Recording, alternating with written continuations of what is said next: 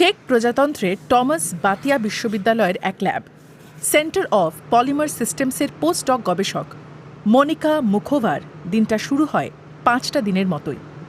তিনি ও তার দলের কাজ ভবিষ্যতে নতুন ওষুধ পরীক্ষা করার পদ্ধতি বদলে দিতে পারে। ল্যাবে মানুষের ক্ষুদ্রান্তের একটা মডেল বানাচ্ছেন। সফল হলে প্রাণীদের ওপর নতুন ওষুধ পরীক্ষা করা বন্ধ হতে পারে। মডেলটার দুটো ভাগ আছে।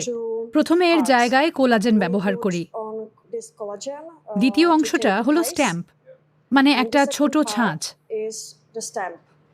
দেখতেই পাচ্ছেন, এই ছাঁচের নিচের দিকে আছে খুব সূক্ষ্ম ভিলাই, মানে আঙুলের মতো ছোট ছোট গঠন।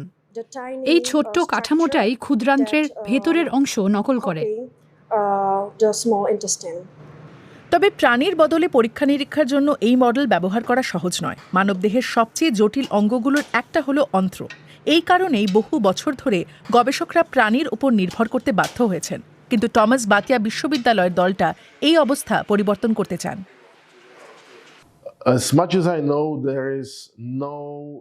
আমি যতদূর জানি, অন্ত্রের জটিলতা ঠিকভাবে অনুকরণ করার মতো কোনো মডেল এখনো নেই। সত্যিকারের ভালো মডেলও নেই। সহজ পদ্ধতিতে বানানো হবে এমন কোনো মডেল তৈরি করতে যদি সফল হই আমরা, তাহলে সেগুলো ল্যাবেই বানানো যাবে। উন্নত বা দামি যন্ত্রপাতি ছাড়াই, এবং যতটা সম্ভব অন্ত্রের জটিল গঠন এতে তুলে ধরা যাবে। ল্যাবে মানুষের অন্ত্র পুনর্নির্মাণ করার আগে বিজ্ঞানীদের প্রথমে কোষ বেড়ে ওঠার উপযুক্ত পরিবেশ তৈরি করতে হবে। তারা বিভিন্ন বায়োপলিমারের তৈরি একটা জেল দিয়ে শুরু করেন। ওই উপাদানগুলো তৈরি করা হয় মানুষের শরীরের ভেতরের পরিবেশ অনুকরণ করার জন্য। কিন্তু এই জেল তৈরি করা জটিল প্রক্রিয়া। এর গঠন এমন হতে হবে যা অন্ত্রের ভেতরের আস্তরণের মতো দেখায়। এই জন্য গবেষকরা 3D প্রিন্ট করা ছাঁচ ব্যবহার করেন, যা জেলের উপর সূক্ষ্ম নকশা তৈরি করে। মানুষের অন্ত্রের ভেতরের পৃষ্ঠতলকে অনুকরণ করে ছোট ছোট উঁচু নিচু রেখা তৈরি হয়।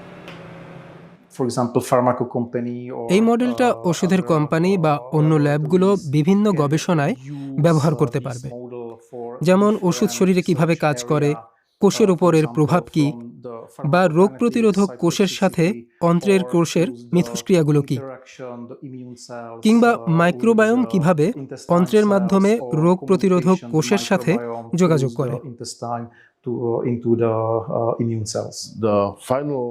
আমাদের লক্ষ্য হলো মানুষের অন্ত্রের যতটা সম্ভব বাস্তবের কাছাকাছি একটা মডেল তৈরি করা। এই কাজ করতে করতে আরো ভালোভাবে বুঝতে চাই এই জটিল ব্যবস্থাটার আচরণ, আর বিভিন্ন রাসায়নিক উপাদান ও কোষ একে অপরের সঙ্গে কিভাবে কাজ করে।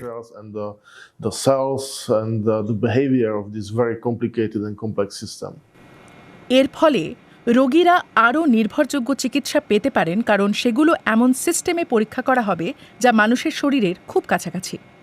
গবেষণাটা সফল হলে নতুন ওষুধ তৈরির আরও সঠিক ও নৈতিক উপায় পাওয়া যাবে। প্রাণীর ওপর পরীক্ষার প্রয়োজনও কমে আসতে পারে। তবে এখনও কাজ চলছে।